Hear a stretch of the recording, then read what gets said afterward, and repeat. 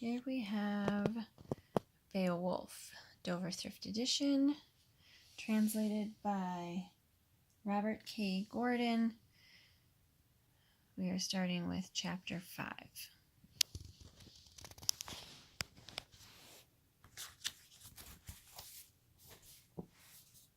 The eldest answered him. The leader of the troop unlocked his word hoard. We are men of the race of the Geats and hearth companions of Hygelac. My father was famed among the peoples, a noble high prince called Ecgtheow. He sojourned many winters ere he passed away, the old man from his dwelling. Far and wide throughout the earth every wise man remembers him well. We have come with gracious intent to seek out thy lord, the son of Hilfdene, the protector of his people. Be kindly to us in council. We have a great errand to the famous prince of the Danes. Nor shall anything be hidden there, I hope. Thou knowest if the truth is, as indeed we heard tell, that some sort of foe, a secret pursuer, works on the dark nights evil hatred, injury and slaughter, spreading terror. I can give Hrothgar counsel from a generous mind, how he may overcome the enemy wisely and well. If for him the torment of ills should ever cease, relief come again, and the surges of care grow cooler. Or if he shall ever after suffer a time of misery and pain, while the best of houses stands there in its lofty station. The watchman spoke, the fearless servant, where he sat his steed. A bold shield warrior who ponders well shall pass judgment on both words and deeds. I hear that this is a troop friendly to the prince of the Scyldings. Go forth and bear weapons and trappings. I will guide you. Likewise I will bid my henchmen honorably guard your vessel against all enemies, your newly tarred ship on the sand, until once more the boat with twisted prow shall bear the beloved man to the coast of the Weders. To such a valiant one it shall be vouchsafed to escape unscathed from the rush of battle. They went on their way then. The ship remained at rest. The broad-bosomed vessel was bound by a rope fast at anchor. The boar images shone over the cheek armor, decked with gold, gay with color and hardened by fire. They gave protection to the brave men. The warriors hastened, went up together until they could see the well-built hall, splendid and gold adorned. That was foremost of buildings under the heavens for men of the earth, in which the mighty one dwell. The light shone over many lands. The man bold in the battle pointed out to them the abode of brave men, as it gleamed, so that they could go thither. One of the warriors turned his horse, then spoke a word. It is time for me to go. The Almighty Father guard you by his grace safe in your venture. I will to the sea to keep watch for a hostile horde. That ends chapter 5. Here we go with chapter 6. The street was paved with stones of various colors. The road kept the warriors together. The war corslets shone, firmly hand-locked. The gleaming iron rings sang in the armor as they came on their way in their trappings of war, even to the hall. Weary from the sea, they set down their broad shields, their stout targes, against the wall of the building. They sat down on the bench then. The corslets rang out, the warriors' armor, the spears, the weapons of seamen, of ash wood gray at the tip, stood all together. The armed band was adorned with war gear. Then a haughty hero asked the men of battle as to their lineage. Whence bear ye plated shields, grey corslets, and masking helmets, this pile of spears? I am Hrothgar's messenger and herald. I have not seen so many men of strange race, more brave in bearing. I suppose you have sought Hrothgar from pride, by no means as exiles, but with high minds. The bold man, proud prince of the Weders, answered him, spoke a word in reply, stern under his helmet. We are Higelac's table companions. Beowulf is my name.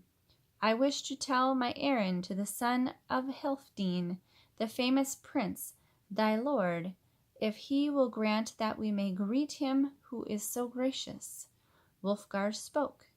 He was a man of the Wendels. His courage, his bravery, and his wisdom had been made known to many.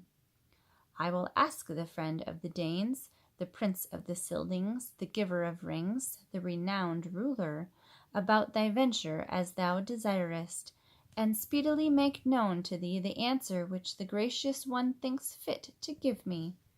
He turned quickly then to where Hrothgar sat, aged and grey-haired, amid the band of earls. The bold man went till he stood before the shoulders of the Danish prince. He knew courtly custom. Wulfgar spoke to his gracious master. Men of the Geats, come from afar, have been brought here over the stretch of the ocean. The warriors call the eldest one Beowulf. They request, my lord, that they may exchange words with thee. Refuse them not thy answer, gracious Hrothgar. They seem in their war gear worthy of respect from the noble born. Of a truth, the leader is valiant, who guided the heroes hither. That ends chapter 6, and we'll continue on with chapter 7. Hrothgar spoke, the protector of the Scyldings. I knew him when he was a youth. His aged father was called Ecgtheow. To him Hrethel of the Geats gave his only daughter in marriage. His son has now come here boldly, has sought a gracious friend. Then seafaring men, who brought precious gift of the Geats hither as a present, said that he, mighty in battle, had the strength of 30 men in the grip of his hand. May holy God in his graciousness send him to us, to the Westdanes, as I hope, against the terror of Grendel. I shall offer treasures to the valiant one for his courage. Do thou hasten, bid them enter, to see the friendly band all together. Tell them also with words that they are welcome to the people of the Danes. Then Wulfgar went toward the door of the hall, spoke a word in the doorway. My victorious lord, prince of the Eastdanes, bade me tell you that he knows your lineage, and that ye, bold in mind, are welcome hither over the sea surges.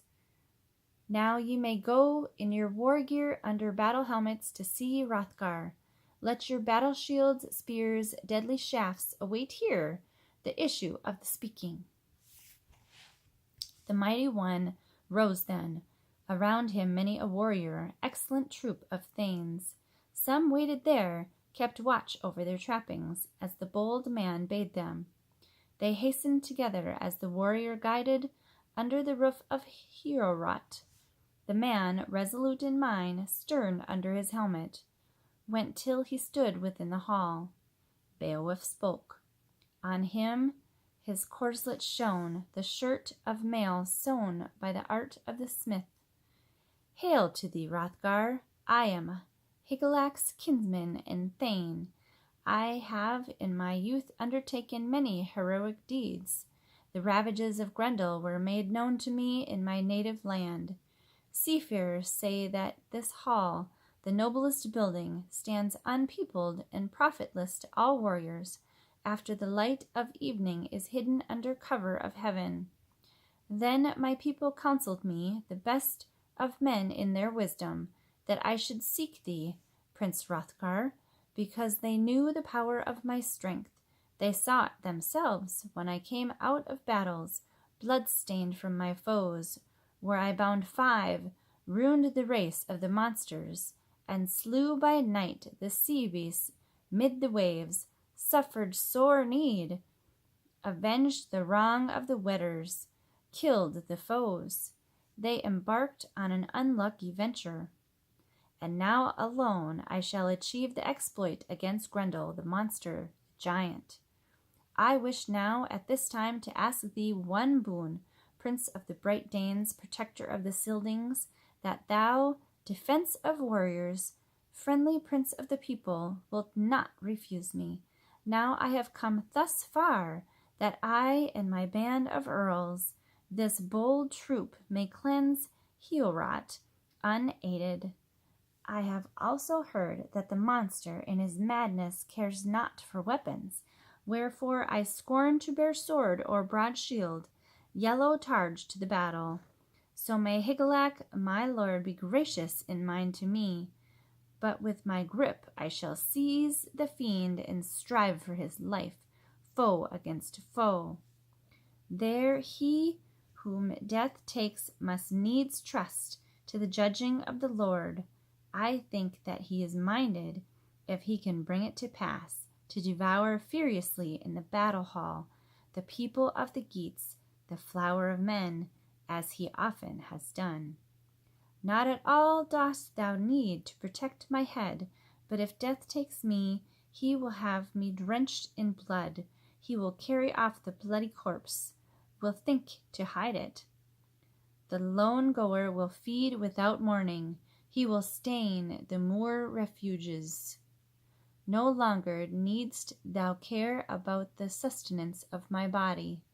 Send to Higelac, if battle takes me off, the best of battle garments that arms my beast, the finest of corslets.